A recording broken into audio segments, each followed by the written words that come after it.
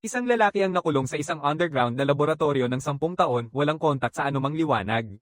Araw-araw siyang sinusubukan sa iba't ibang uri ng eksperimento sa mutasayon at bawat eksperimento ay muling hinuhubog ang kanyang mga kalamnan at buto. Pinakamalabis nilang ginamit ang hydraulic press para durugin ang buong katawan niya, pero kahit ganoon hindi pa rin siya namamatay dahil taglay niya ang puso ng muling pagkabuhay. Ang tanging downside lang ay para na akong isang buhay na bangkay, pero kahit ano pa ang itsura ko, determinado akong makalabas sa ilalim ng laboratorio kaya pinagsasama-sama ko ang lahat ng kawad na mahahanap ko. Sa tamang pagkakataon, pumasok ang isang bagyo at tumama ang kidlat.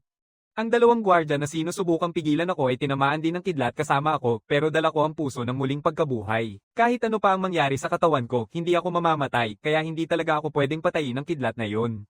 Sa mundong ito, may mga taong ipinanganak na may kamanghamanghang mga puso. Ito ay isang bihirang mutasayo na nangyayari sa iilang bahagi lamang ng populasyon. Depende sa mutadong puso na kanilang taglay, nakakabuo sila ng iba't ibang kamanghamanghang kakayahan at tinatawag silang mga mutant ng puso. Para sa mga ordinaryong tao, ang mga heart mutant ay isang biyaya mula sa Diyos. Sa akin naman, tinatawanan ko yon dahil ang puso kong ito ang dahilan kung bakit napunta ako sa bangungot na ito. Araw-araw ito lang ang kinakain ko, basura na ito, pero wala akong karapatang mag-alala. Ang sobrang gutom ko ay halos hindi na ako makapag-isip ng maayos. Kailangan ko lang ng pagkain. Pagkatapos ay napansin ko ito, isang piraso ng tinapay na itinapon lang. Pakiramdam ko ngayon ang swerte ko. Hindi pa nga amoy masama ang tinapay na yon. Biglang may isang aso na lumitaw sa aking tabi. Mukha siyang gutom kaya hinati ko ang isang piraso ng tinapay at inabot ito sa kanya. Hindi nag-aatubili ang aso kahit isang segundo at nilulon ito ng buo. Pagkatapos pakainin ng mga aso, nakaririnig ako ng sigawan mula sa mas malalim na bahagi ng eskinita. Agad akong napasinghap at tiningnan ng mabuti ang unahan para tingnan ang gulo sa harap. Baka may koneksyon ito sa lab. Sa kabutihang palad, nang tingnan ko ng mas malapitan, 3 batang barya ang nananakit sa isang babae. Huminga ako ng malalim sa loob. Mukhang mga tambay lang sila sa kalye. Sa ngayon, may takot at pagkabalisa sa mata ng babae. Pero napansin ko na may hawak siyang pagkain ng aso. Baka dito siya para pakainin ng mga hayop na walang tahanan. Naisip ko yon at ako'y umusad. Hoy, tama na. Lahat kayo, umatras na. Habang nilalakad ko sila, napansin ko na isa sa kanila ay hindi pa rin umatras. Binababa ko ang boses ko. Bakit hindi ka tumitigil? Binaliwala niyang inabot at tinanggal ang aking sombrero. Nang makita niya ang tunay kong mukha, bigla siyang nataranta at umatras. Sa pagkakataong yon, itinaas ko ang bakal na tubo sa aking kamay. Kung gusto mong magka-problema dito, mas mainam na umalis ka na ngayon. Hindi sila bobo at agad na tumakbo nang hindi tumitingin pabalik. Nagulat din ang babae. Maingat akong lumapit sa kanya. Ayos ka lang ba? Lumayo ka sa akin nang may takot. Umalis ka, pero ang ginawa ko pagkatapos nito ay pinigil siya ng tuluyan. Umupo ako ng diretso sa lupa at nagsimulang kumain ng pagkain ng aso. Talagang masarap ito. Tinitigan ako ng babae, halatang naguguluhan. Hindi niya maintindihan kung bakit ako kumakain ng pagkain ng aso. Nakikita ko ang pagkalito sa kanyang mga mata kaya humingi ako ng paumanhin sa kanya. Mukhang natakot siya sa itsura ko. Kaya't magalang kong tanong, maaari ba akong makahingi ng pagkain ng aso? Mukha siyang nagkakaroon ng disgusto. Hindi pa siya nakakakita kailanman ng taong kumakain ng dog food sa buong buhay niya. Tumakbo siya at umiwas. Kasing sama mo lang ng mga kabataang yon. Mamatay ka na. Naiintindihan ko ang reaksyon niya at honestly, wala naman akong problema. Hindi ito ang una. Sa ngayon ay makakain na ako ng tahimik, pero hindi pa nakalayo ang babae. Nagtatago siya sa paligid ng sulok, pinapanood ako. Nagtataka siya at nag-iisip kung buhay pa ako o patay na. Sa huli, walang buhay na tao ang dapat magmukhang ganoon. Biglang pumasok sa isipan niya ang isang ideya. Posible bang mutant siya ng puso? Kung ganoon, makakatuwang. Narinig ko na ang mga heart mutant ay maaaring magkaroon ng iba't ibang kakayahan. At siya lang ang nakapagligtas sa akin. Pero nagpakita ako ng sobrang kabastusan sa kanya. Dahil dito, pinipilit siyang magpatuloy ng konsensya. Nilalakas niya ang loob niya at bumabalik sa akin. Nang inig na kamay, may inilalabas siyang isang bagay mula sa kanyang bag. Kung gutom ka, gusto mong subukan ito, kakabili ko lang. Sandwich ito. Hindi ako makapaniwala sa naririnig ko. Para ba ito sa akin? Nang kumpirmahin niya ito, nanginginig ang kamay ko habang inaabot ko. Ito ang kauna-unahang pagkakataon na may nagbigay sa akin ng pagkain matapos makita ang tunay kong mukha. Nakatingin ako sa sandwich sa aking kamay. Pagkatapos ay dahan-dahang akong kumain ng isang maliit na kagat. Naalala ko na nakita ko ang ganitong klase ng packaging sa isang lugar. Isang istasyon ng subway o marahil malapit sa basurahan. Mukhang mamahalin ito. Para sa akin, parang langit ang lasa nito. Hindi ko maisip na may makakatikim ng mas masarap pa sa ganito sa buong mundo. Ang sandwich na ito ay may gulay at karne. Pagkatapos itong tikman, maaari na akong mamatay ng walang pagsisisi. Kaya sigurado ako na ang babaeng nakatayo sa harap ko ay walang iba kundi isang magandang anghel. Tinanong ng anghel kung ano ang tatawagin ko sa kanya. Hindi na ako pwedeng tumawag lang ng tumawag. Pwede ba kitang tawaging Mr. Skeleton? Tama nga ako. Talaga siyang isang anghel. Maliit ang kanyang boses, mahinahon. Sinasabi ko sa kanya na ang pangalan ko ay Kim Ji-o. Ipinakikilala niya ang sarili bilang Song Haiji. Pagkatapos noon, nag-uusap lang kami. Matapos marinig ang kwento ko, tinitigan ako ni Song Haiji ng may malalim na pakikiramay. Lagi ka palang nilalapitan ng isang laboratorio. Nasanay na ako. May isang laboratorio na naghahanap sa mga heart mutant tulad ko. Hinahabol nila akong ibalik. Natakot si Song Haiji. Ganito pala talaga meron. Anong ginawa nila sa'yo doon? Tahimik akong sumagot. 10 taon. 10 taon ng impyerno. Nag-eksperimento sila at ginahasa ako. Binusog nila ako ng lason para subukan ang epekto nito sa aking puso. Pati mga organo ko ay tinanggal nila para pag-aralan ang compatibility sa transplant. Halos hindi makapag-isip ng maayos si Song Haiji sa sobrang takot. Kung siya ang nasa kanyang kalagayan, marahil hindi niya kakayanin kahit isang araw lang. Ang tanging dahilan kung bakit nakaligtas ako ng 10 taon nito ay dahil meron akong puso ng muling pagkabuhay. Isang kakayahan na nagre-regenerate ng aking katawan kahit anong pinsala. Binaba ko pa ibaba ang aking panyo sa ulo. At ito ang dahilan kung bakit ako naging ganito. Maingat na tinatanggap ni Song Haiji ang lahat. Marahil iniisip niya na nahihiya ako sa sarili ko. Sino man ay magiging ganito kung sakaling mapunta sa ganito. Pero nakakagulat siya. Sinasabi niya na sumama ako sa kanya. At bago pa ako makasagot, niyayakap niya ang kamay ko at hinihila ako pasulong. Ito ang unang beses na naramdaman ko kung gaano kainit ang kamay ng isang tao. Isang tunay na mainit na sandali na niyayakap ako ng anghel. Ngunit nagdadala ito sa isang medyo hindi magandang pangyayari. Sa isang malakas na kalabog, tuluyang naputol ang aking braso. Sumisigaw si Song Haiji. Hindi pa niya naranasan ang ganito kailanman. Huwag kang magpanik, sabi ko sa kanya. Madali itong matanggal. Kailangan ko lang itong ikabit muli. Para mapahinto siya sa pag-iyak, ikiniskis ko ang aking braso pabalik sa tamang posisyon na may tunog na click. Saan tayo pupunta? Magpatuloy tayo. Pagkatapos ng 10 minuto, para na akong ibang tao. Naka-jacket at hoodie ako. Lumalabas na pinili ni Song Haiji na masyadong mapansin ang mga luma kong damit. Kung may perok sa ibabaw, baka hindi na sila masyadong tumitig. Ang mga damit na binili niya ay mura, pero magtatagal din ako ng matagal. Nakatayo ako roon na nagugulat. Ang mga damit na ito ay kamangha-mangha. Pakiramdam ko'y muling lumaki ang aking balat. Ang init na dumudula sa aking mga buto, para bang bawat piraso ng init ay niyayakap ako. Ito ang pinakamagandang kasuotan na suot ko sa buong buhay ko. Sabi ni Song Haiji na huwag masyadong ma-excite, hindi pa siya tapos. Kinuha niya ang isang set ng makeup at nagsimula sa mukha ko dahil bukas pa rin ang aking mukha ng bungo at wala akong tainga para mapanatili ang maska. Kaya't papalitan na lang niya ito ng makeup. Makalipas ang ilang minuto, isang kalansay na may salamin at pink na mukha ang nakatingin pabalik kay Song Haiji. Medyo nakakatawa talaga, sa totoo lang. Alam din ni Song Haiji, humihingi siya ng paumanhin sa akin na ito ang kanyang unang beses na mag-makeup sa isang bangkay, kaya maaaring hindi ito ang kanyang pinakamahusay na gawa. Ngunit bumili siya ng damit para sa akin at ginawa ang aking makeup. Sa tingin ko, naging napakamabait na siya sa akin. Kaya sinasabi ko sa kanya, ang galing mo, gusto ko ito. Biglang tumunog ang telepono niya, humihingi siya na makapasok sa klase o baka malate na siya. Tumatango siya upang umalis pero humihinto sandali upang humingi sa akin ng isang pabor. Iyon ay, ang pag-aalaga sa mga asong kalye dito. Ang kanyang boses at mukha ay nag-iiwan ng init sa puso ko na hindi ko maipaliwanag. Itong anghel na si Song Haiji ay sinisigurong papakiusapan niya akong alagaan ng mga aso bago siya umalis. Ibig bang sabihin niya na magkikita pa tayo bukas? Sa laboratorio, tanging bilang eksperimento lang ako tinitingnan at bawat taong nakasalamuha ko mula nang tumakas ay sumisigaw at tumatakbo pag nakita ako. Pero si Song Haiji, siya ang unang tao na nagtreto sa akin bilang isang tao at utang ko ito sa alagang aso sa tabi ko. Kung hindi dahil sa kanya, malamang nakalipat na ako at hindi ko kailanman makikilala si Song Haiji. Tila nararamdaman ng aso ang pasasalamat ko. Hinahaplos niya ako ng dila, banilangan ko siya ng pangalan, Patatas, kasi medyo kamukha niya ito. Magandang araw ngayon. At yung tinatawag na sandwich, ang sarap nito ng sobra. At si Song Haiji. Binilhan niya ako ng bagong damit at nakipag-usap sa akin. Kailangan siyang maging isang anghel. Inaasahan kong makita siyang muli bukas. Kung manatili ako dito, makikita ko ulit siya, di ba? Pero may isang bagay na pumipigil sa akin.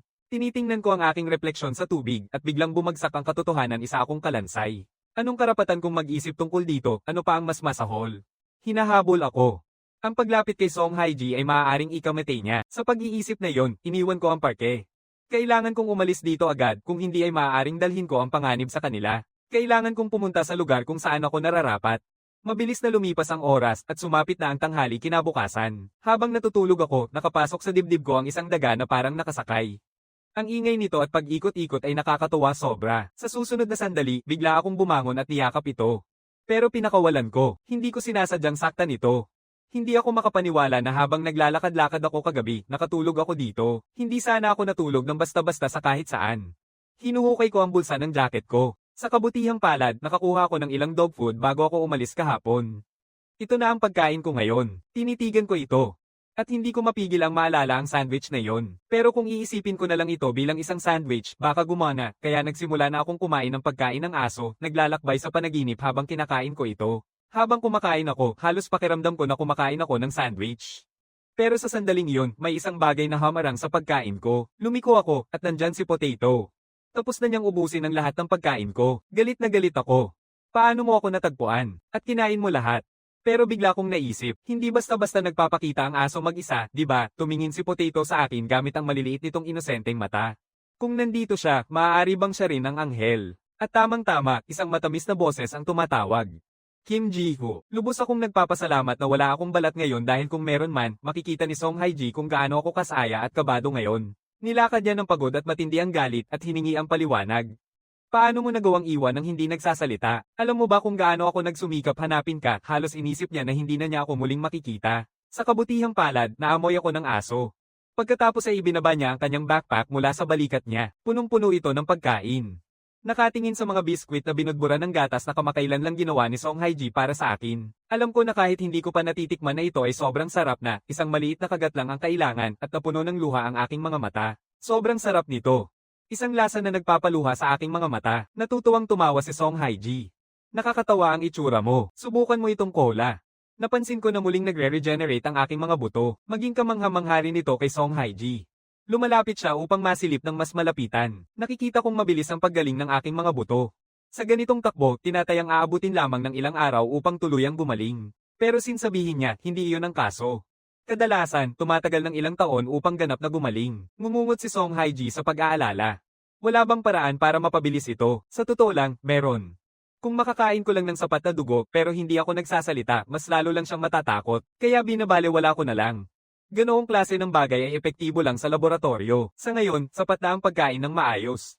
Sa lab, pilit nilang pinapalakas ang paggaling ng katawan ko. Pwede rin nilang ipagpatuloy ang mga eksperimento sa akin kaya hindi pa rin nila titigil sa paghahanap sa akin.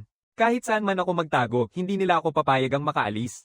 Tumahimik sandali si Song Hae-ji, pagkatapos ay naisip niya. Kaya ka nawala, tumango ako ng walang salita. Ayokong dalhin ka o ang mga aso sa panganib kaya hindi mo na kailangang maging ganito sa akin. Sandali mo noong mag-isip si Song Hae-ji, saka naisip ang isang ideya. Tara na, pumunta na tayo sa pulisya ngayon din. Hindi ko naman yun naisip.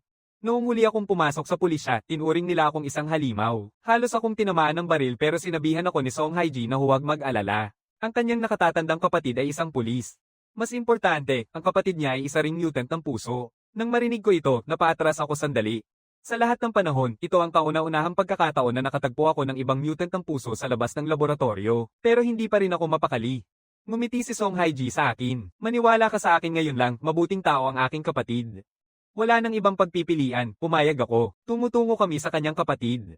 Bago kami umalis, paalam muna si Song Hae-ji sa mga aso. Babalik ako ng maaga ngayon. Mag-ingat kayo lahat. At habang nagpaalam siya sa mga aso, tinitingnan ko rin si Potato. Dahil sa kanya, nakakakuha ako ng tulong. Taos puso akong nagpapasalamat sa kanya. Sa pagkakataong ito, hindi na ako tatakbo tulad ng isang duwag. Sinasabihan ko si Potato na maghintay dito. Pag uwi ko, bibili ako ng something na masarap para sa kanya. Tapos magpaalam na kami sa mga aso at aalis na. Sa totoo lang, nasa gulo pa rin ako. Matapos ang 3 taon ng pagtakas, may isang tao na talagang ang lumapit para tumulong sa akin. Kakaibang pakiramdam ito. Hindi ko akalain na may gustong tumulong sa akin talaga. Marahil sa pagkakataong ito, tunay na makakatulong na ako nang hindi tumatakbo. Ngunit sa sandaling iyon, mula sa likod, isang matalim na ingay ng gulong. Umikot ako. Isang sasakyan ang papalapit ng diretso sa akin, masyadong mabilis para makaiwas. Sumisigaw si Song Hae-ji. Sa susunod na segundo, pinapanta ng impact ang buong katawan ko sa ere. Nababasag ang aking salamin sa kalawakan. Nabunat din ng maskara, inilalantad ang tunay kong mukha. Bumagsak ang aking bungo sa lupa. Sobrang lakas ng tama, madilim ang paningin ko. Sa gitna ng malabo, nakikita ko na hinahawakan ng kalbo na gon si Song Hae-ji. Sumisigaw siya, kunin mo ang gago bago dumating ang iba. Makalipas ang 1 segundo, ilang lalaki ang bumunot sa akin mula sa lahat ng panig. 2 sa kanila ang nakahawak sa akin, hindi ako makagalaw. Hinahanap na kita, ikaw na bangkay na baliw. Inutusan niya ang mga tauhan niya na dalhin ako at parusahan. Sa sumunod na segundo, 3 sasakyan ang bumusina sa daan ng buong bilis. Hinihila ako sa likod nila, may tali na nakapalibot sa leeg ko, ang katawan ko ay dumudulas sa lupa. Ang sakit-sakit. Hinahampas ng tali ang leeg ko, halos hindi na ako makahinga. Ang katawan ko ay umiikot at bumabangga sa lupa sa bawat ikot. Ang galit at takot ay sabay na bumalot. Nasa kanilang mga kamay pa rin si Song Haiji. Hindi ko siya pwedeng hayaan na masaktan dahil sa akin. Kailangan kong itigil ito. Pinipilit kong i-roll ang katawan ko at ipinatong ang mga daliri ko sa kalsada ng buong lakas ko. Ang buto sa dulo ng mga daliri ko ay nagsusugat pero nananatili akong mahigpit, ayaw sumuko. Kasalanan ko ito. Kung hindi dahil sa akin, hindi mapapahamak si Song Haiji. At ngayon ay kinuha na siya, nakabitin ang buhay niya sa isang hibla. Hindi ko pa alam kung saan siya dinala. Iniisip ito, binabalewala ko ang sakit na sumisira sa aking katawan. Mas pinipilit kong idoldol ang aking mga daliri sa lupa, sinusubukang pigilan ang sarili ko. Pero ako'y sobrang hina. Hindi kayang gawin ng katawan ko ang hinihiling ko. At this moment, nararamdaman ko kung gaano ako kawalang kwentang walang silbi. Wala akong magagawa. Ang tanging magagawa ko ay panoorin. Sana may dumating na tutulong at ililigtas ako kahit hindi nila ako mailigtas. Iligtas mo lang si Song Haiji. Habang nawawala na ako ng pag-asa, ilang mga anino ang lumitaw sa malabo kong paningin. Biglang dumating ang mga aso mula sa walang hangganan. Hinahabol nila ang mga sasakyan sa unahan, nagbubulungan ng galit, hindi alintana ang kanilang mga sugat. Sila ay sumugod sa tali sa aking leeg, walang tigil na kumakagat at kumikiskes. Hinahawakan nila ito ng mahigpit at humihila pabalik ng buong lakas. Maya-maya, naputol ang tali na hinihila ako dahil sa kanilang kagat. Huminto ng biglaan ang sasakyan sa unahan, ang mga gulong ay umaatungal sa kalsada. Nang makita ito, bumaba ang aking puso. Sumisigaw ako sa mga aso na tumakbo palayo, pero huli na ang lahat. Biglang bumukas ang pinto. Ilang lalaki ang biglang sumulpot, hawak ang mga bakal na baril. Ang mga aso ay kumakahol at nananatili sa kanilang pwesto. Alam kong hindi nila ito malalampasan. Kailangan silang ilabas dito, pero alam ko na kailangan kong pakawalan agad ang mga aso. Dahil hindi sila mananalo laban sa mga masasamang loob na iyon, pero hindi sila nakikinig. Bumaba ang mga bakal. Maraming aso ang nahuhulog bago ko magawa ang anumang bagay. Sa bawat pagbagsak ng mga bark, ang sigaw ng aso ay sumasalubong sa akin. Kailangan kong kumilos. Pilit kong binaba ang sarili mula sa lupa. Naglaban ng mga aso para sa akin. Hindi ako pwedeng basta dito lang nakahiga. Pagkatapos ay naalala ko, kung makakain ko ang dugo, maaaring makabawi ako ng lakas. Kaya gamit ang huling natitirang lakas, dahan-dahan akong gumagapang papunta sa dugo na nakakalat malapit. Kaunting haplos lang. Iyon lang ang kailangan ko. Unti-unting lumalapit ang katawan ko sa dugo sa unahan. Kaunti na lang, makakaya ko na itong mabot, pero bigla akong nakarinig ng isang lalaki na sigaw. Isang aso ang umuungol at bumagsak sa harap ko. Si Potato ito. Naglalagablab ang aking mga mata sa galit. Patay na sila. Lahat dahil sa akin. Pumatay si Potato na sinubukang iligtas ako. Namatay ang maliit na pug habang sinusubukang iligtas ako. Namatay rin ang asong may mahabang ilong para sa akin. Namatay silang lahat dito dahil sa akin. Sa sandaling ito, iisa na lang ang naiisip ko, gantiwarang. Kailangan kong maghiganti para sa kanila, marahil ang galit ang nagbibigay sa akin ng lakas. Nagsisimula ng dumaloy ang dugo sa paligid ko papunta sa aking puso. Unti-unting, mas mabilis hanggang sa isang malalim na pulang spiral ang bumalat sa paligid ko. Nagsisimula ng tumubo ang laman sa aking mga paa. Nagtutulungan ang mga buto. Nabubuo ang mga organo. Sa ilang saglit, kalahati ng aking katawan ay naibalik na ng dugo. Labis akong nabigla nito. Nakakabuo ba ng ganitong epekto ang pag-absorb ng dugo? Isang saglit pa, ganap nang gumaling ang buong katawan ko. At ang lakas na dumadaloy sa akin, halos hindi ko mapigilan. Hindi ko pa kailanman na-absorb ang ganitong karaming dugo ng sabay-sabay dati, kaya hindi ko alam na kaya nitong gawin ito. Bumabalik ang mga braso ko, at sa kauna-unahang pagkakataon, mukhang tunay na tao na ako. Katulad noong bata pa ako, dahil sa dugo na dumadaloy sa akin, kaya kong buhatin ang dalawang mabigat na gulong na parang walang bigat. Isang hindi kapani-pani walang tingin ang pumapasok sa aking mga mata. Kung alam kong ang pagsipsip ng dugo ay makapagpapalakas sa akin, bakit ko pinilit ang napakaraming taon ng paghihirap na walang saysay, napapansin na ng mga goons? Anong nangyayari sa lalaking iyon, hindi ba siya isang kalansay? Paano muling tumutubo ang katawan niya habang inaasikaso ko palang lahat ng ito, isang kalbo na goons sa may bakal na baril ang pumasok mula sa likod.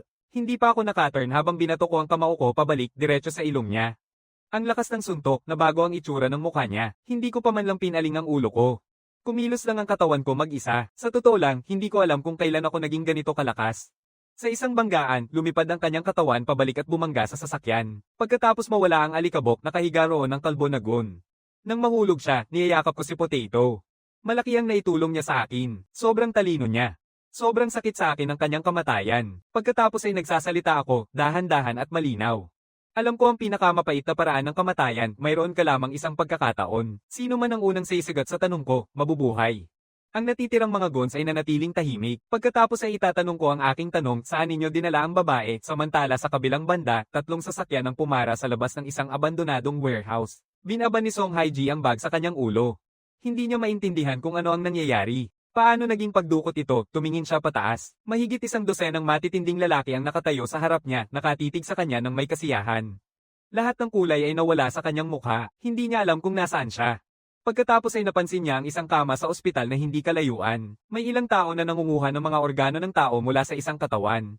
Bigla, isang napakalaking kamay ang humawak sa buhok niya, hinayla ng sobrang higpit hanggang sa masunog ang anit niya. Bata ka, sumisigaw ka ng malakas para mapatahimik ako. Masungit siyang nakatitig sa kanya. Hindi ka ba natatakot sa kamatayan? Akala mo hindi ka namin papatayin. Inilalabas niya ang isang larawan na may nakasulat na test subject number 1010. Huwag mo kaming sisihin dito. Sisihin mo ang kalansay. Nakadamay ka dito dahil sa kanya. Pinag-iingat niyo si Song Haiji na kung gusto niyang mabuhay, kailangang manahimik siya. Walang pakialam dito kung mabubuhay ka o mamamatay. May ilan pang mamatay. Walang pakialam ang kahit sino. Ang mga salitang iyon ang nagtulak kay Song Haiji sa bingit. Biglang tumunog ang telepono ng boss. Sagot niya ng mainip, "Gago ka. Tinatawagan mo ako, bumalik ka na lang." Pagkatapos ay naririnig niya ito, isang sunod-sunod na hindi kapanipaniwalang balita. Isang grupo ng mga asong kalye ang dumura sa tali, at ang test subject na numero 1010. Ang kalansay ay naging tao na, halos hindi makasunod ang boss. "Anong sinasabi mo? Humanda ka." Anong mga aso? Maaaring hindi maintindihan ng boss pero naiuugnay ni Song Haiji ang bawat salita. Pwede bang dumating ang mga aso para tumulong? Humihilig ng mababa ang boss para pakinggan ng mas maigi ang telepono. Kaya ang sinasabi mo sa akin ay nawala mo ang bangkay. Nang marinig ang kumpirmasyon, sumigaw siya sa galit. "Kayong mga inutil, may ideya ka ba kung gaano siya kahalaga?" Sa susunod na sandali, sinira niya ang telepono. Sa wakas, bumulalas siya. "Kayong mga hanggal, kung hindi mo siya maibabalik, mamamatay ka." Pagkatapos mawala ang galit, tumingin siya kay Song Haiji. Siya lang ang tanging alam niya ngayon. "Siguradong alam mo kung nasaan ang bangkay na yon, hindi ba? Sabi mo kung nasaan siya ngayon." Nang makita niyang nanatiling tahimik si Song Haiji, tuluyang nawala ang pasensya niya. "Sabihin mo kung nasaan siya. Napakamahal niya. Sabihin mo at hahatiin natin ito." Sa ilalim ng presyon, sa wakas ay nagsalita si Song Haiji. "Hindi ko alam kung nasaan siya." Lubos nang naubos ang pasensya ng boss. Humuhugot siya ng balisong mula sa kanyang sinturon. "Pagkatapos ay magpapasok ako ng ilang butas sa iyo at matutulungan kitang maalala." Nang makita niya ang kutsilyo, nagsimulang manginig ng walang kontrol si Song Haiji. Isa lang siyang normal na babae. Hindi pa siya kailanman nakarating sa ganitong sitwasyon. Alam niyang hinuhuli si Ginoo Skeleton pero hindi niya inakalang ganito kalala ito. Tumutulo ang luha sa kanyang mukha. Sa sandaling umatake ang boss, isang anino ang dumaan sa kanyang harapan. Lumiko siya. Isa sa mga tauhan niya ay naitamba mula sa ere papunta sa sahig. Walang nakakaalam kung paano. Lahat ay nabigla sa eksena. Malinaw na may pumasok para magulo. Sa pinto ng warehouse, isang batang lalaki na nakasuot ng t-shirt ay nakatayo lang. Yung paraan niya lang ng pagtayo ay sapat ng magpasidhi ng lamig sa hangin. Naguguluhan ang boss. Hindi niya kilala ang gwapong binatang ito at ni minsan ay hindi pa niya ito nakita noon. Hindi niya maintindihan kung bakit siya nandito para maghanap ng gulo. Ang hindi niya alam ay ang batang lalaki na nakatayo roon ang mismong paksa ng pagsusulit na hinahabol niya. Isang-isa sa mga gons ang umusad. "Sino ka? Parang pulubi ang suot mo. Paano ka nang ahas na pumunta dito at maghanap ng gulo?" Sa susunod na sandali, nakalapat ang kamay ko sa kanyang lalamunan. Halos hindi na siya makahinga, pawis at laway ang dumadaloy pababa sa kanyang panga. Hindi niya maintindihan kung paano maaaring mahigpit ang hawak ng isang taong ganito kapayat. Magsasalita ako ng dahan-dahan at ang boses ko ay parang yelo. "Dahil sa iyo, lahat ng mga aso ay pawang patay na. Kaya hindi lang ako nandito para magpasikat. Nandito ako para parusahan kayong lahat sa ginawa ninyo." Dalawa pa ang sabay na bumusina sa akin at sa kabila ng hawak ko sa lalaki, nakahanap siya ng lakas para tumama sa akin. Pero para sa akin, parang kilati lang ito. Sa kung sino ako ngayon, sobrang hina niya. Sa isang malakas na tunog, pinukul ko ng kamao ang mukha niya. Isang suntok lang at agad siyang nawala ng malay. May isa pang humawak sa balikat ko at sinubukang pigilan ako. "Nahuli na kita ngayon, gago." Pagkatapos ay tinutulak ng ikatlo ang tuhod niya sa aking bungo. Pero hindi ako nasaktan. Medyo dumudugo ako pero hindi ako nakakaramdam ng sakit. Binato ko ang ulo ko pabalik sa kanya ng buong lakas. Pati yung nasa likod ko na humahawak ay napalipad din. Nagbago ang muka ng bawat isa sa silid. Nakapili sila ng laban sa maling tao. Hindi nagbabago ang tono ko. Wala sa inyo ang makakalabas dito ngayon. Kayo ba ay mula sa Hermes Research Lab, hindi ba? Ang unang nakapansin sa akin ay si Song Haiji. Ramdam niya na pamilyar sa kanya ang aking ekspresyon, galaw, at tono. Di nagtagal, unti-unting nag-overlap sa kanyang isipan ang alaala ng itsura ng kalansay habang nakikita niya ako, habang nakikilala rin ako ng boss. Kaya ikaw ang taong mahilig sa mga kalansay. Mukha ka ng tao ngayon, pero nasa kamay ko ang iyong kasintahan. Talaga bang iniisip mong matutulungan mo akong hawakan? Bang, tumama ang bala sa kaliwang braso ko. Mas malakas na ako ngayon pero hindi pa rin sapat ang bilis para makaiwas sa bala. At hindi ko pwedeng balewalain ang sakit at pinsalang dulot nito. Tumatawa ang boss. Diretso kang pumasok sa bitag, Hanggal. Sumisigaw siya sa kanyang mga tauhan. Kunin lahat ng baril, barilin mo siya. Huwag kang mag-aatubili. Sa isang iglap, isang bagyo ng mga bala ang sumabog sa akin. Sa loob ng ilang segundo, nakararanas na ako ng mga sugat sa buong katawan ko. Alam nila ang tungkol sa aking paghilom. Kaya ang plano nila ay pumutok ng mas mabilis kaysa sa aking paggaling. Muling binasag ang aking bagong ayos na katawan. Halos mawalan ako ng malay sa sakit, pero hindi ako pwedeng bumagsak. Kung mangyari man, mamamatay si Song Haiji dito ngayon. Pinipilit ng mga bala na tumago sa aking laman. Ang aking mga buto ay sumisigaw sa ilalim ng apoy. Duguan ng aking mga baga kaya hirap huminga. Nakita ito ni Song Haiji na tuluyang bumigay. Tigil, pakiusap, tigilan mo na siyang barilin. Sa isang mabigat na tunog, bumagsak ang aking katawan sa sahig. Pero malinaw ang aking isipan. Alam ko kung ano ang kailangan ko. Kung susumayin ko ang dugo, makakabawi ako. Sa susunod na segundo, unti-unting nagsisimula ang pag-igting ng aking mga daliri, dahan-dahan at maingat. Ipinipisil ko ang aking kamay sa lupa at hinihila ang dugo papunta sa aking mga daliri, at unti-unting, ang dugo na iniwan dito sa warehouse mula sa bawat test subject na nagdusa at namatay dito ay dumadaloy papunta sa akin. Kumakabog ang puso ko. May isang tao ang sumisigaw, boss, sinisipsip niya ang dugo para makabalik sa buhay.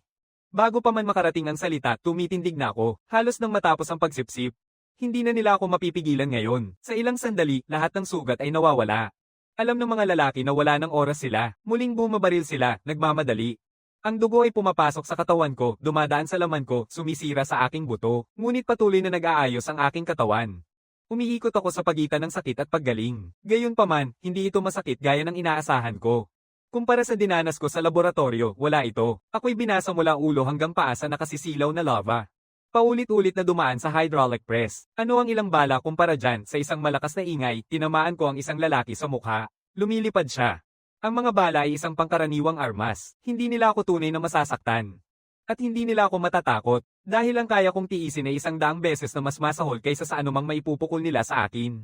Lahat ng tao sa kwarto ay nanunood ng takot. Habang nakapako sila, kumikilos ako. Bumaba ang mga kamao ko na parang mga martilyo. Sinusubukan niyang harangan, ngunit isang suntok ko lang ang Some-Ire sa kanyang mga buto. Bumangga siya sa pader na may ingay. Natititig sila sa takot. Ang bilis at lakas niya ay sobrang nakakabaliw. Sa ilang segundong lang, nakahiga na ang natitirang tatlo. Nananahan ng galit sa aking mga mata. Binibigay ko ang hustisya sa mga aso. Hindi makakalabas ngayong araw ang kahit isang lalaking ito. Isa-isa, bawat tao sa kwarto ay nahuhuli na. Nangangako ako sa sarili ko, hindi na ako muling aatras. Hinding-hindi ko nahahayaang masaktan pa ang mga tao sa paligid ko. Isang tao na lang ang natitira, ang boss. Nababahala na siya ngayon. Itinaas niya ang baril niya kay Song Haija. Lumayo ka, o kaya pipiliin kong barilin siya. Bago pa man matapos ang salita, nakalabas na ang kamao ko sa mukha niya. Hindi niya man lang napansin ang paparating. Sapat na ang suntok para hindi niya maitulak ang gatilyo. Ang madilim na ekspresyon sa mukha ko ay nagsasabi ng lahat. Ipinapakita nito na umabot na sa sukdulan ng galit ko. Pinipilit ko siyang mapasok sa metal na tangke sa likod niya gamit ang isang suntok. Hindi kailanman kakayanin ng katawan tulad niya ang tama. Pumapasok ang metal papasok sa loob. Nakabaon siya dito, hindi na makagalaw. Kung akala niya tapos na ako, mali siya. Nang makita niya akong unti-unting lumalapit, tuluyang siya bumigay. Pakiusap, pasensya na. Alam kong mali ako, gagawin ko ang kahit ano. Basta palayain mo na ako, huli na ang lahat. Patay na ang mga aso ko, hinding-hindi na sila babalik. Haharapin ko ng walang pag-aatubili. Pagkatapos ay isa pa. Bumagsak ang aking mga kamao na parang ulan, ngunit hindi titigil ang galit. Dozens ng suntok. Hindi pa rin sapat. Pagkatapos kong matapos, wasak na ang boss. Doon lang nagsimula magpahinga ang apoy sa aking loob. Dahan-dahan kong itinaas ang kamay ko. Puno ito ng kanyang dugo. Ang abandonadong warehouse ay wasak na wasak. Ang mga bangkay ay nakakalat sa sahig. Sa kanilang lahat na napabagsak, huminga ako ng malalim. Sa wakas, bumaba na ang uno sa loob ko. Sa likod ko, ang boses ni Song Haija, tahimik at nanginginig. Mr. Skeleton, ayos ka lang ba? Ngunit nang lumingon ako at maglakad papunta sa kanya, ramdam na ramdam ang lakas ng presensya ko ngayon. Kahit si Song Haija na nakakakilala sa akin, bahagyang nang ineg. Talaga bang okay ka na? Ang dami mong tinamaan ng bala. Hinawakan ko siya sa aking mga braso. Ligtas ka na.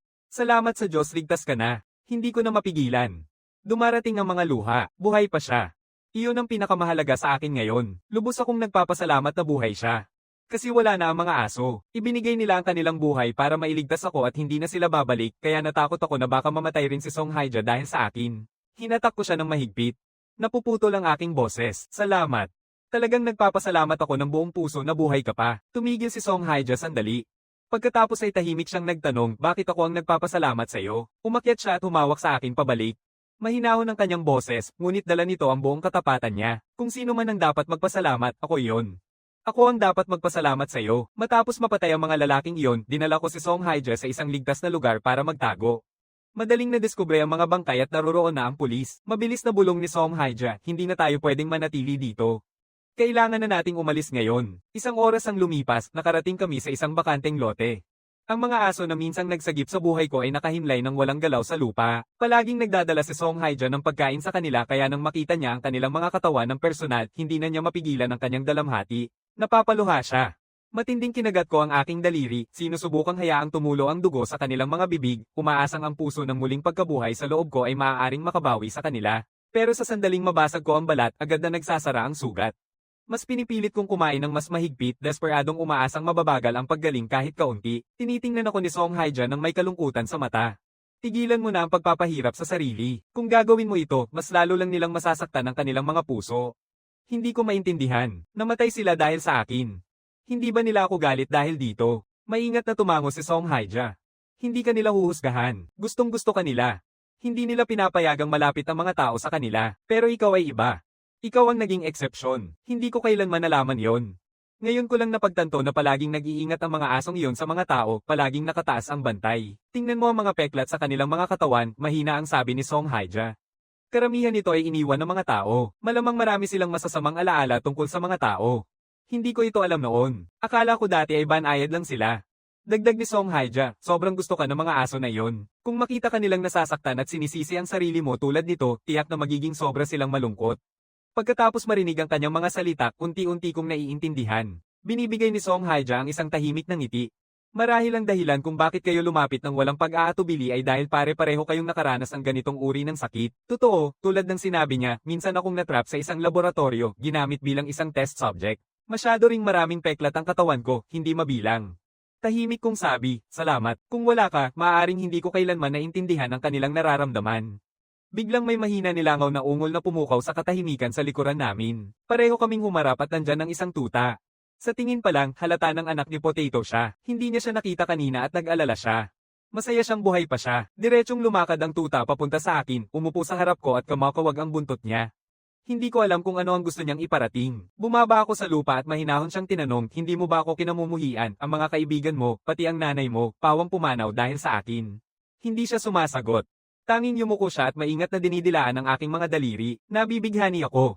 Pagkatapos ay yumuko siya at mayan ang ipinatong ang ulo sa akin at dahan-dahang ipinikit ang mga mata, natutulog siya. Totoo bang nararamdaman niyang ligtas siya sa tabi ko? Pinapanood ni Song Haija mula sa gilid. Hindi niya pwedeng iwanang mag-isa ang tuta dito, ang tanging opsyon ay dalhin siya sa bahay. Pagkatapos ay tumingin siya sa akin at muling bumalik ang alalahanin sa mukha niya. Ang mga tao mula sa lab na iyon, hindi sila ordinaryong kriminal. Nang iniisip ito, agad siyang pumihit sa gilid at tinawagan ang kanyang kapatid. Sabi niya sa kapatid niya, naayos ko na ayon sa sinabi mo, pero hindi ko alam kung saan tayo pupunta ngayon. Habang nagpapatuloy ang tawag, unti-unting sumisilay ang ngiti sa kanyang mukha. Pinapanood ko siya, curious. Ano kaya ang nagpapangiti sa kanya ng ganito? Sa huli, sinabi ni Song Haija sa akin na pansamantala, ang Poppy at ako ay mananatili sa bahay niya. Dumating kami sa isang residential complex hindi nagtagal. Bumababa ang pinto at nanlaki ang mata ko, walang dumi. Hindi pa ako nakakita ng ganitong kalinis na kwarto sa buong buhay ko. Nakatayo sa pintuan, bigla akong nag-alinlangan. Isa akong tulad ko, maaari ba talaga akong pumasok? Mapanganib ako.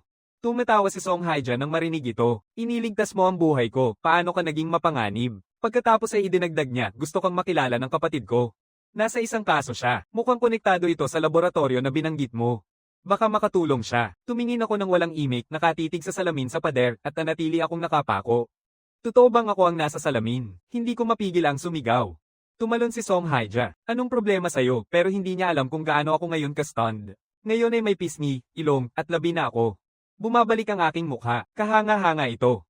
Ganoon din si Song Haija na gulat na gulat. Hindi mo alam na bumalik na ang mukha mo. Ipinaliwanag ko na simula pagkabata, hindi kailanman nag-regenerate ang mukha ko. Sa laboratorio, napakabagal ng proseso ng pag-regenerate at tuwing susubukan kong mag-regenerate, mas maraming eksperimento ang gagawin sa akin. Kaya ngayon, nakatayo dito, nakatitig sa mukha na parehong pamilyar at kakaiba, halos hindi ako makapaniwala. Sigurong ito na ang itsura ko nung lumaki na ako. Sabi ni Song Haija na habang mas madami kaming pinag-uusapan, mas maraming bagay ang nakakagulat sa kanya. At tinitingnan ako ngayon, malinaw na hindi ako mukhang nasa katamtamang edad. Ilang taon ka na talaga, kahit isang pagtatansya lang ay ayos na. Maingat kong binibilang gamit ang aking mga daliri. Matagal na akong hindi nakapag-isip tungkol dito.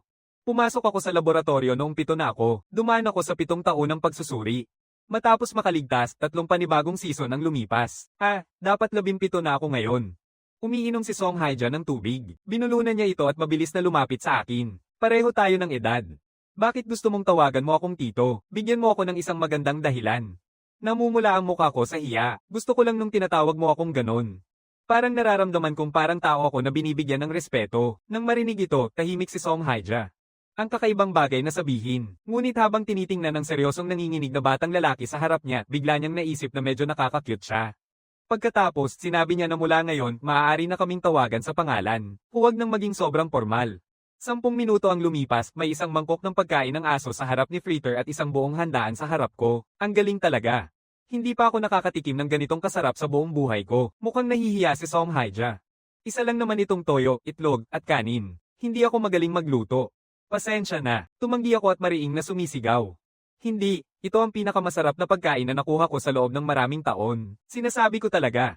Ang papuri ko ay nagpapapula sa kanya. Agad niyang binabago ang paksa. Hindi makakapunta ang kanyang kapatid ngayong gabi. May nangyari sa trabaho. Ako naman, nililinis ko ang bawat plato. Walang isang butil ng kanin na naiwan. Sabi ni Song Haija na matutulog ako sa sofa ngayong gabi. Kung ikukumpara sa tambakan ng basura na dating tinatawag kong tahanan, paraiso ito. Ang biglaang init na ito ay labis na nakakagulat sa akin. Binibigay niya sa akin ng isang kumot. Pagkatapos niyang ayusin ako, umalis na siya para gawin ang kanyang mga aralin at sinabihan akong magpahinga. Nagsara ang pinto ng kwarto, naiwan akong mag-isa sa sala, hindi alam ang gagawin. Tumingin ako sa paligid. Maraming bagay dito na hindi ko pa nakikita noon. Para akong taong hindi pa nakalabas sa probinsya. Maingat kong sinusuri ang bawat bagay ng may pag-usisa. Yung malaking patag na bagay sa pader, siguro TV na yon, at yung mga bulaklak na nakikita ko lang mula sa malayo, sa labas ng laboratorio. Sinusubukan kong umupo sa sofa, hindi ako makapaniwala. Ang lambot nito, mas malambot pa ito kaysa sa anumang kama na naranasan ko sa lab. Bigla namang tinulak ni Fritter ang kanyang mangkok ng pagkain. Nagsusuka siya, para bang naipit sa pagkain sa kanyang mangkok. Agad akong nakatayo. Ayos lang ba si Fritter? Ilang piraso ng kibal ang lumabas pero mukhang nahihirapan pa rin siya. Fritter, namatay lang ang nanay mo. Hindi ka rin pwedeng mamatay, naririnig mo ako. Binaba ko ang kumot at tumakbo papunta sa kanya, pero nang makarating ako, nanlumo ulit ako. Muling kumakain siya, hindi alintana ang lahat. Tumingin pa siya sa akin na may naguguluhang ekspresyon, parang ako ang kakaiba. Akala lang, pero nang makita kong ayos siya, huminga ako ng malalim. Iniyaakyat ko siya at inilalagay sa tabi ng unan ko. Mainit at komportable ang sopa. Gusto ko ito. Samantala, si Fritter ay nag-iikot, amoy ang lahat at niyayakap ang kanyang mukha sa lahat ng sulok. Matagal na siyang palutang-lutang sa kalsada mula nang maliit siya. Magkakatulad kami ng sitwasyon. Tinitingnan ko siya, bigla kong gustong bigyan siya ng tamang pangalan. Pero habang iniisip ko pa, palagi akong bumabalik sa Fritter. At sa palagay ko, gusto rin niya ito, kaya't ipagpapatuloy ko na siyang tawaging Fritter. Unti-unting natutulog si Fritter. Nakaramdam ako ng isang init na hindi ko maipaliwanag. Marahil ito ang tunay na kahulugan ng kaligayahan. Ngayon nakapaghapunan ako ng totoo. Nakatanggap din ako ng mainit na pang-aigo, mga bagay na hindi ko pa naranasan noon. Sana palaging ganito, makakasama ko si Fritter at Song Kyeji. Kahit ang pagtulog lang sa ganitong malambing na sopa, higit pa ito sa aking pinapangarap. Pero alam ko ang katotohanan, mga ganitong bagay ay maaaring mawala sa isang iglap. Kung gusto kong mapanatili ang mga ito, kailangan kong maging mas malakas. Hindi ko namamalayan, napupunta ako sa alaala. Noong nasa laboratorio kami, ilan sa amin ang nagbabalak na makatakas. Nandoon lang ang labasan. Kung makalusot lang tayo, makakalaya na tayo. Pagkatapos ay isang grupo ang hamarang sa daan namin. Lahat ng A-level na heart mutants ay mas mataas pa. Sila ay nakakatakot na napakalakas. Kailangan naming maging pinakamatalas sa lahat. Biglang isang malakas na pagsabog at ang mga bato ay sumabog sa lahat ng direksyon. Marami sa amin ang nabalutan ng mga debris at lalong lumala ang sitwasyon. Sa kabila, isang armadong guard ang nakatutok ang laser cannon direkta sa atin. Ang baril ay nagsimulang lumiwanag ng mas maliwanag. Pagkatapos ay isang pader ng apoy ang sumabog. Talagang balak nilang sunugin tayo ng buhay. Ngunit sa kanilang akala na tapos na, napansin nila ang isang mali. Isang babae sa aming grupo ang ginamit ang kanyang kakayahang magyelo, nagtatayo ng harang laban sa apoy. Noong panahong iyon, umiikot ang aking ulo at malapit na akong mawala ng malay. Sa pagkalabo ng aking paningin, isang kamay ang lumapit sa akin. Isang boses ang nag-udyok sa akin na manatiling gising dahil kritikal ang sitwasyon. Kung mawalan ako ng malay, babalik ako sa dati. Sandali lang, kung makakalabas tayo, malaya na tayo. Nang marinig ko ang salitang malaya, may biglang pumasok sa akin. Pinilit kong buksan ang aking mga mata. Ang batang babae sa unahan ay yumuko ang kamay papunta sa akin. Bilisan mo, nandyan na ang labasan. Hinawakan ko ang kanyang kamay. Nakatingin sa maliit na sinag ng liwanag sa unahan, isang napakalakas na damdamin ang bumalot sa akin. Lahat ng mga taon ng paghihirap sa wakas ay magtatapos na sila. May 7 o 8 kami na nagplano ng pagtakas ng magkasama, pero sa huling sandali, nagkahiwa-hiwalay kami. 3 taon na ang nakalipas at wala akong paraan para mahanap sila. Sana nandito sila ngayon, pero siguro nasa malayo rin sila na iniisip din ako. Kapag mas malakas na ako, hahanapin ko sila kaya sa pagkakataong ito, hindi ko hahayaang kunin sina Song Haija at Fritter mula sa akin. Isang aral lang na ganito ang sapat. Nais kong mapanatili ang marupok na kapayapaan at kaligayahang pinaghirapan kong makuha, at kung sino man ang manggahas na kunin ito, kahit sino pa sila, hindi ko sila papayagang makalayo. At ang mga tao mula sa lab na iyon, walang makakatakas. Kapag naging sapat na akong malakas, babalik ako at babayaran sila. Lumilipas ang panahon. Kinabukasan ng umaga, bumabayo ang boses ko sa kalye habang tumatakbo na para bang nawawala na ako sa katinoan. Mga luha ay umaago sa aking mukha. Fritter, nasaan ka na? Hinahanap ko ang bawat kalye, bawat eskinita, ngunit walang sign si Fritter. Lumalabas na kaninang umaga, bago umalis si Song Haija papuntang paaralan, sinabi niya sa akin na babalik ang kanyang kapatid ngayong gabi at pinakiusapan akong manatili sa bahay at bantayan ang lugar. Ang pag-iisip na makatagpo ng isang estranghero ay medyo nakababahala sa akin. Matapos ibigay niya ang kanyang mga tagubilin, handa na siyang pumunta sa paaralan. Pinanood ko siya at nakaramdam ng kaunting inggit. Dapat napaka-interesante ng paaralan. Doon nagpa siya si Fritter na gusto rin niyang lumabas at maglaro, pero sinabi ni Song Haija na bawal ang mga alagang hayop sa paaralan kaya nag-volunteer akong dalhin si Fritter sa isang lakad para hindi siya mainip. Nag-alinlangan si Song Haija.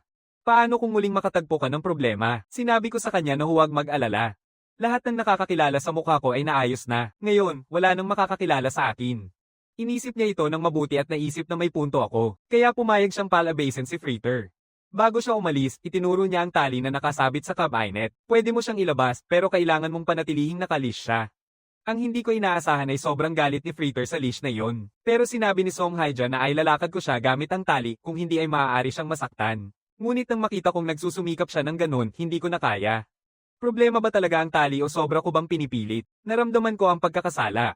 Kakatapos lang mamatay ng ina niya at ngayon ay pinapahirapan ko siya. Bukod pa rito, niligtas ng kanyang ina ang aking buhay. Bukod dito, alam ko ng eksakto kung ano ang pakiramdam ng mapigilan. Dahil naiintindihan ko ang sakit na iyon.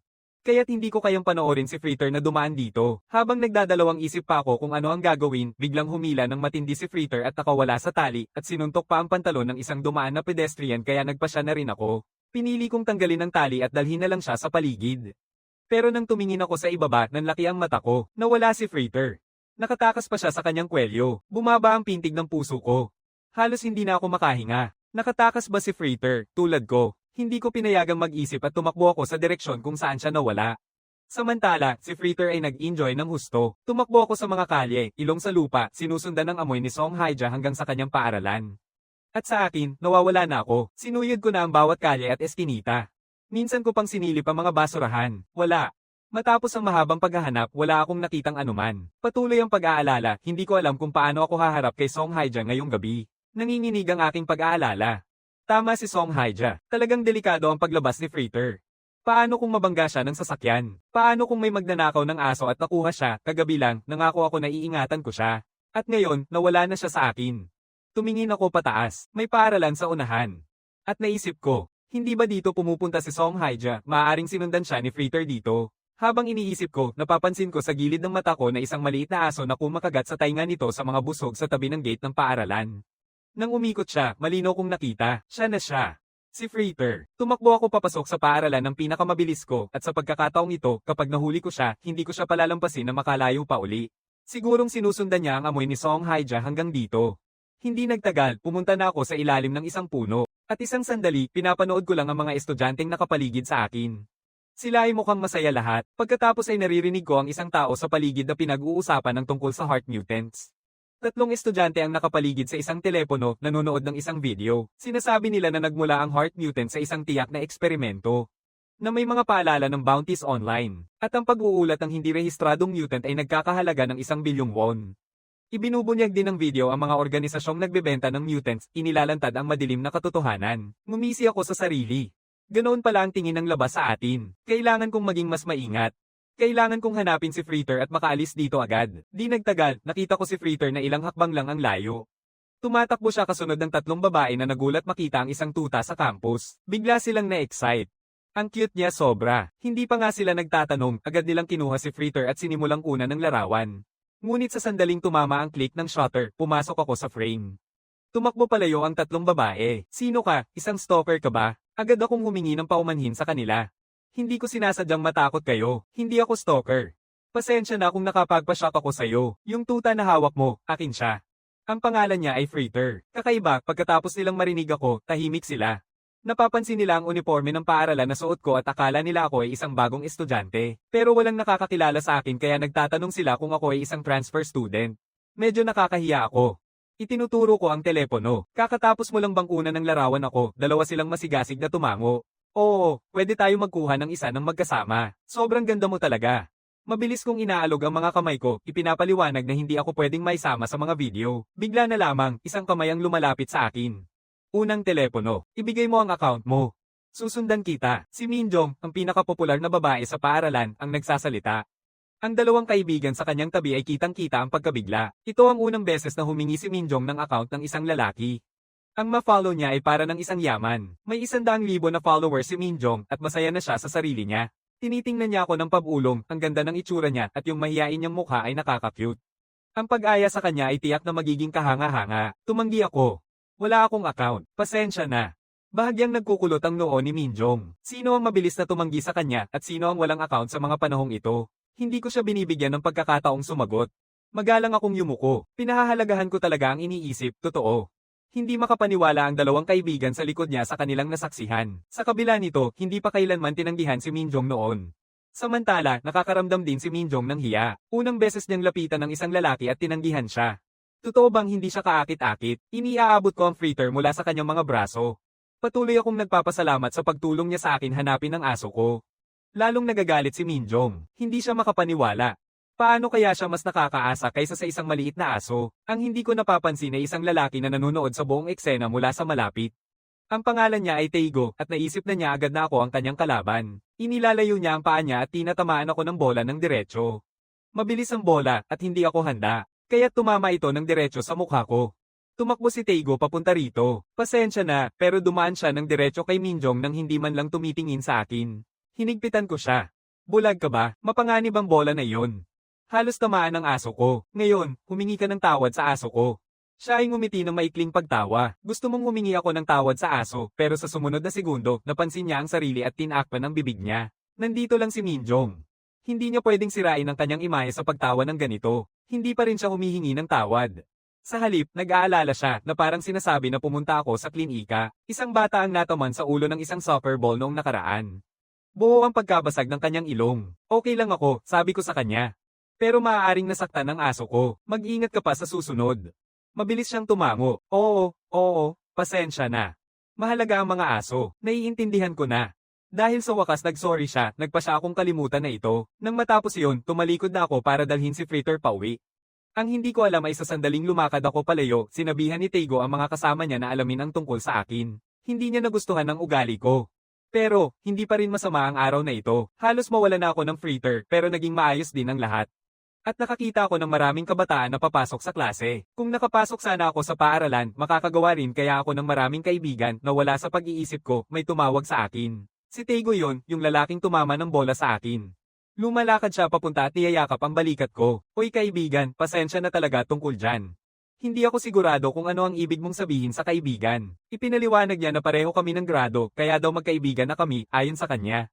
Ngumiti siya, sinabing hindi pa rin siya mapalagay tungkol sa pagtama niya sa akin ng bola, kaya gusto niyang imbitahan ako sa isang tinapay. Tinanong ko kung seryoso ba talaga siya. Sabi niya, oo naman. At idinagdag niya, pwedeng makakuha si Fritter ng ilan din. Hinahatid niya ako sa isang sulok habang nagsasalita. Pagkatapos ay sipa niya ako ng malakas. Totoo akong naguguluhan. Ano ang nangyayari? Bakit bigla niya akong tinatamaan? Sabi niya lang ba na bibili siya ng tinapay para sa akin? Tumingin ako pataas at napagtanto kong nakapaligid ako. Tinitingnan nila ako na may pang-iinsulto ng ngisi. Tanga ka ba? Talagang naniniwala ka sa bread na yon? Aba, tao kami ng aming salita, kaya heto ang iyong sandwich na may kamao. Sinusuri ko ang paligid at nakakita ng mga 2 hanggang 11 sa kanila. Hiniling ni Teigo na malaman kung bakit ko sinubukang makipag-ugnayan kay Minjong. Akala ko gusto niya lang maging kaibigan. Pero sa totoo lang, gusto niya palang makipag-away. Lumiko ako at umalis nang hindi tumitingin pabalik. Pero may isang tao na pumagitna sa daan ko. Akala mo pwede ka lang pumasok at lumabas kapag gusto mo, pinipigil ko ang aking galit at sinabihan silang tumigil sa daan ko. Ninakot mo na ang aso ko. Bago pa man lumabas ang salita ko, sumugod na ang lalaking nakasuot ng berde at tinapak ako at malinaw na nakatutok ang kamay niya kay Freighter. Kaya pinukpok ko siya at lumipad siya. Lahat na paatras. Ano ang nangyari? Paano siya naging ganoon kalakas? Parang nakakita si Teigo ng multo. Mali ba ang nakita niya? Pagkatapos ay tatlo silang biglang umatake sa akin ng sabay-sabay. Anong ginawa mo sa aming kaibigan? Gayunpaman, halos nakakatawang kabagal ang kanilang mga galaw para sa akin.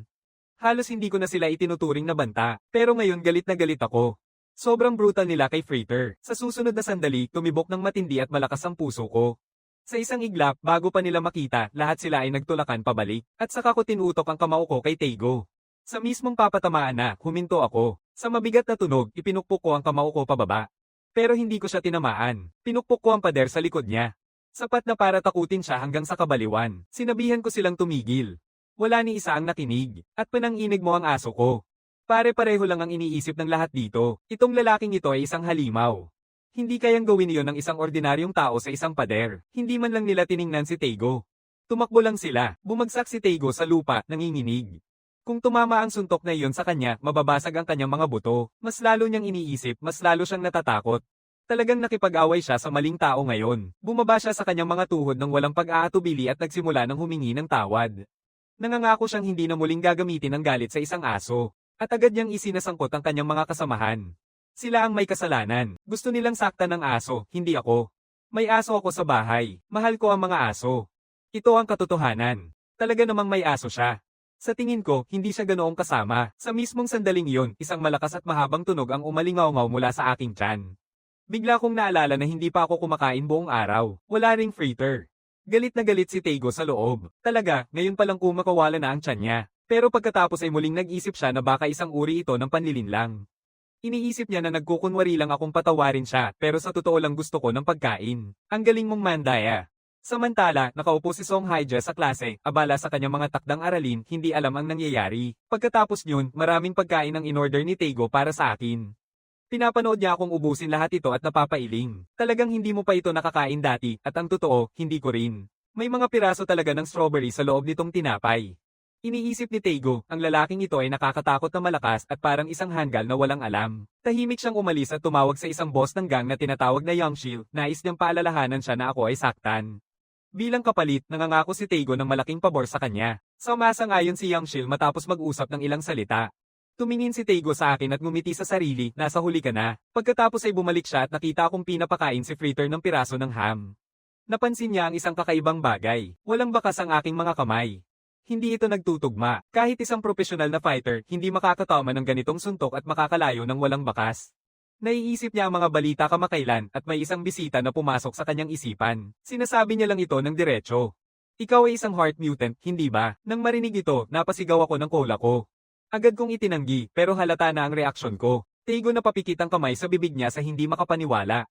Ito ang unang pagkakataon niyang makatagpo ng isang tunay na heart mutant, kaya pala hindi siya parang normal na tao. Agad niyang tinawagan si Yangshil pabalik, nag-aalala kung ano ang pwedeng mangyari kung hindi nila alam na darating sila. Ngunit nang marinig ni Yangshil ang salitang heart mutant, labis siyang natuwa. Sobrang natuwa, sinasabihan siya ni Teigo na huwag nang pumunta. Napakadelikado nito at maaaring ikamatay niya. Ngunit sa kanyang gulat, iniutos ni Yangshil kay Teigo na pigilan ng mutant. Sa oras na yun, kakakain ko lang at handa nang umalis. May utos si Teigo. Siyempre, hindi niya ako pwedeng payagang umalis. Inilalakad niya ako papunta sa isang arcade. Gusto mong maglaro? Ako'y natutuwa. Hindi pa ako nakapunta sa ganitong lugar. Sa totoo lang, sa tingin ko maganda ang puso ni Teigo. Binilhan niya ako ng pagkain at ngayon ipinapakita niya sa akin ang claw machine. Pero sa isipan ni Teigo, bawat ginagawa niya ay isang paraan para magpahaba ng oras. Pagdating ni Yangshil dito, tapos ka na. Pagkatapos ay pinapante niya ako kumanta ng mga kanta. Wala akong pakiramdam sa tono, pero natapos ko ang buong kanta. Sabi ni Teigo na ang pangit-pangit noon. Sabi ko sa kanya ito lang ang kantang alam ko. Nahiwalay ako sa pamilya ko noong 7 na ako. Bago ako umalis, itinuro ito ng nanay ko sa akin. Pagkatapos yun, hindi na ako nakapagkaroon ng normal na buhay at hindi na nakapag-aral ng ibang kanta. Nang marinig ito, nakaramdam si Teigo ng kirot ng guilt. Iniwalay sa kanyang pamilya noong 7, walang normal na buhay. Ano ba talaga ang nangyari sa lalaking ito, lalong tumitindi ang kanyang guilt habang iniisip niya ito? Anong klaseng tao ako, talagang nakipag-ugnayan ako sa isang tulad nito? Nagpapasya siya. Kinuha niya ang lahat ng perang papel sa kanyang bulsa at ibinato ito ng mariin. Walang normal na buhay, ngayon, ako ang bahala. Sundan mo ako. Ipapakita ko sa iyo ang isang buong bagong mundo. Sabay kaming naglalaro ng laro ng tambol. Pagkatapos, King of Fighters, hindi ako nananalo kahit isang round. Matagal na akong pagod na pagod. Si Taego, naubos na ang lahat ng token sa laro, nakakapagod din. Di nagtagal, tumawag si Yangshil. At naisip ni Taego na dapat ay pinipigilan niya ako hanggang dumating si Yangshil para saktan ako.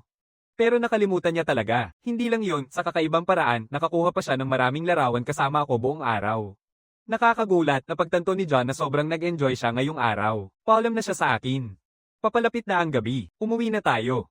Minsan pa kitang isasama ulit. Pagkatapos kong umalis, nagkita si Taego kay Yangshil. Humarap siya ng may paghingi ng tawad. Pasensya na talaga. Lumalabas na hindi pala siya isang mutant ng puso. Hindi naniniwala si Yangshil. Nagbibiro ka ba? Pagkatapos ay pinagsasapak-sapak si Taego ng husto. Hindi siya nakipaglaban at nakahandusay lang na nanginginig. Hindi papayag si Yangshil na makaligtas siya. Sabihin mo kung nasaan ang mutant. Taego ay nananawagan at nagpapaliwanag. Buong araw ko siyang kasama, hindi siya mutant. Kung ganoon, mapapansin ko sana na may kakaiba. Naglaro kami ng 2 rounds sa dance machine. Wala siyang kwenta, lubos na hingal matapos halos hindi gumalaw. Tinitik ng Yangshil ang dila niya. Mukhang sayang ang araw na ito, pero hindi pa rin siya sumusuko sa pagtangka na lokohin si Taego.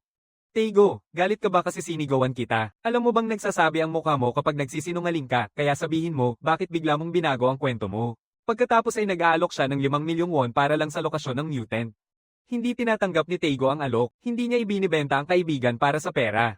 Paniwalaan mo ako, talagang ordinaryo lang siya. Isang mabigat na sipa ang tumama sa tiyan ni Taego. Ayaw mo pa rin sabihin sa akin, di ba? Ang epekto ay tuluyang humihila sa hangin mula sa kanya. Nilalagay ni Yangshil ang isang kadena sa kanyang kamao. Kung ayaw mo pa rin magsalita, huwag mong sisihin ako sa susunod na mangyayari. Hindi pa rin sumusuko si Taego. Isa lang siyang normal na tao. Anong gusto mo sa isang normal na tao? Lubos nang nauubos ang pasensya ni Yangshil. Sige na, kung ganoon, maaari ka nang mamatay. Pagkatapos sabihin yon, tinamaan niya si Taego ng kanyang kamao. Sa huling sandali, huminto ang kamay nito upang pigilan siya. Ang kadena na yon ay kasing kapal ng hinlalaki. Ito ay kinadina at magaspang ang mga gilid. Kapag tumama sa tao, magtatagal ang sugat nito. Tumingin si Taego sa akin ng labis na nagugulat. Hindi niya maintindihan kung bakit nandito ako. Lumuhad ako sa tabi niya. Pumunta ako para hanapin ka. Ginugol mo ang buong araw kasama ako. Gusto kong magpasalamat. Sinasabi ni Taego na tumakbo ako. Kilala ko ang mga taong ito. Mapanganib sila. Ako ang tumawag sa kanila para saktan ka. Sabi ko pa nga sa kanila na ikaw ay isang heart mutant. Tumitigil ako sandali, tapos tinanong ko kung bakit. Wala namang sagot si Taego. Pagkatapos ng sandali, nakasabi siya kasi galit ako ng iyong tinamaan ako. Pasensya na. Tumanggi akong tumango. Hindi iyon ang tanong ko. Bakit hinayaan mong gamitin nila ang kadena na iyon sa'yo? Nang marinig ito, sumimangot ang mukha ni Yangshil at nagmukhang naguguluhan lang si Taego. Bakit mo ito tinatanong ngayon? Nasa gitna tayo ng isang krisis. Isang segundo lang, bumagsak ang isang kahoy sa likod ko. Maraming lalaki ang nanumpa sa akin, pinipigilan ako at pinagsasampal. Isa sa kanila na nakamaskara, malakas na tumawa. Sigurong ikaw yung mutant na puso, di ba? Sobrang bobo mo para pumasok ng ganito sa bitag namin. Hindi ko na siya pinapansin. Pinipindot ko ang aking mga daliri sa dugo sa lupa at sinisip-sip ito. Sa sumunod na segundo, matindi ko siyang tinamaan sa panga. Isang simpleng suntok lang ang nagpapalipad sa kanya. Nagulat pa si Yangshil. Sa loob ng 2 o 3 minuto, lahat sila ay nakahandusay. Hindi sila kailanman naging laban sa akin. Sinamantala ni Yangshil ang pagkakataon na tinusok niya ako sa puso. Hindi ako kumilos. Pinapayagan ko siyang saksakin ako. Kapag napagod na siya sa pagsaksak, niyayakap ko ang kanyang tibak. Pwede ka nang tumigil. Hindi ako mamamatay. Kinuha ko ang balisong at itinulak ito sa kanyang hita para maranasan niya ang pakiramdam nito. Ang natitirang mga lalaki ay tumalikod at tumakbo. Nasa harap ko na sila bago pa sila makalakad ng 2 hakbang. Alam na nila kung sino ako ngayon. Hindi ko sila pwedeng pakawalan. Sa maikling panahon, mapapamahalaan ko na ang lahat dito. Taego, nawasak na at dahan-daang umaakyat sa akin. Nadilaan ka. Okay ka lang, ayos lang ako. Gumaling na ito. Tumingin si Taego. Talagang mutant ka ng puso. Kahit ang paggaling mo ay nasa ibang antas. Pagkatapos ay ibinaba niya ang ulo niya. Pasensya na, inihayag kita. Hindi ako karapat-dapat maging kaibigan mo. Wala akong sinasabi. Ibinibigay ko lang sa kanya ang hawak ko. May dugo ka. Pairan mo. Agad na nakikilala ni Taego ito, isang pipad ng tuta. Hindi siya sigurado kung ano ang sasabihin pero kinuha niya ito at patuloy na humihingi ng paumanhin. Hindi ako karapat-dapat maging kaibigan mo. Nagloko ako sa likod mo. Tumatawa ako. Ang marinig yun ay tunay na nagpapasaya sa akin. Kaya hindi lang ako ang nakikita tayo bilang magkaibigan. Sapat na yun para sa akin. Lubos na naantig si Teigo sa aking mga salita. Ang papipipad na nasa kanyang kamay ang huling nasa isip niya. Iniangat niya ang braso niya sa aking balikat at umiiyak. Pasensya na talaga. Pasensya na talaga sa lahat ng nangyari ngayon. Salamat sa pagpasensya sa akin.